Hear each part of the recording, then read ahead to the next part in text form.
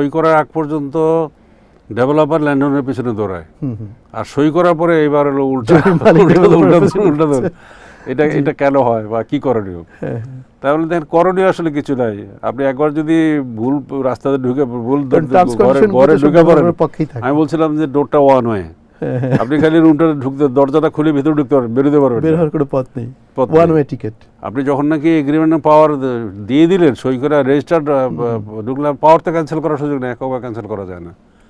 সুতরাং এটা হচ্ছে কি যে বেসিক্যালি ল্যান্ডওনার কোন ল্যান্ডওনার এই খপ্পরে পড়ে যাদের লোভটা একটু বেশি, মানে টাকাটা ওই মানে সাইনিং মানি, যেটাকে আমি যৌতুক বলি, যৌতুকটা যেখানে বেশি পাচ্ছে সেখানে ঢুকে পড়তেছে, ঢুকে পড়ে তো বিপদে পড়ে যাচ্ছে যে ভুল জায়গায় পৌঁছে গেছে। সুতরাং ঢোকার আগে চিন্তা করতে হবে, ঢুকে পৌঁছে যাওয়ার পর আর তো ব্যাক করার কোনো সুযোগ নেই। Once you sign the agreement, power বাটনে দেন, কিচ্ছু করার নাই আর ব্যাক করে। সো এই ক্ষেত্রে কি মানে আপনি জমির মালিকদেরকেও পরামর্শ দিচ্ছেন যে ওই যে বললাম যে পারফরম্যান্সটা চেক করে নিতে হবে, বাট যারা বিজনেসম্যান তাদের কি কোনো এথিক্সের প্রয়োজন নেই? তারা কি এথিক্সের তো প্রয়োজন, বিজনেস কোনো সব মানুষের প্রয়োজন আছে, যার এথিক্স নেই তারা আছেটা কি? তো আপনি একজন ব্যবসায়িক নেতা হিসেবে কি বলবেন যারা রিয়েল এস্টেট কোম্পানি, যারা রিয়েল এস্টেট ব্যবসা করছে, তাদের উদ্দেশ্যে আপনি কি? না, আমার বক্তব্য হলো যে ভাই ঠিক আছে, আপনি ফেয়ার ওয়েতে ব্যবসা করে তো আপনি মানে you can make money, fair ওয়েতে আপনি রাতারাতি বড়লোক হতে চান কেন? ঘটনা তো অনেক রকম আছে না, কেন এই আস্থাটা তৈরি করলে, আস্থা নাই তো আসলে, ডেভেলপার মানে একটা গালি, আমি একটু অন্যদিকে আপনার দৃষ্টি নিতে চাই যে এই যে আমাদের বাংলাদেশে এক ধরনের যিনি ডেভেলপার উনি সেলার, উনি তৈরি করছে, ফ্ল্যাট সেল করছে, কিন্তু পৃথিবীর বিভিন্ন দেশে দেখা যায় যিনি ডেভেলপ করেন উনি সেল করেন না, সেল করার জন্য আলাদা এজেন্ট থাকে, তারা পেপারসগুলো চেক করে, অ্যাপার্টমেন্টের সমস্ত কিছু চেক করে, লোনের ব্যবস্থা করে।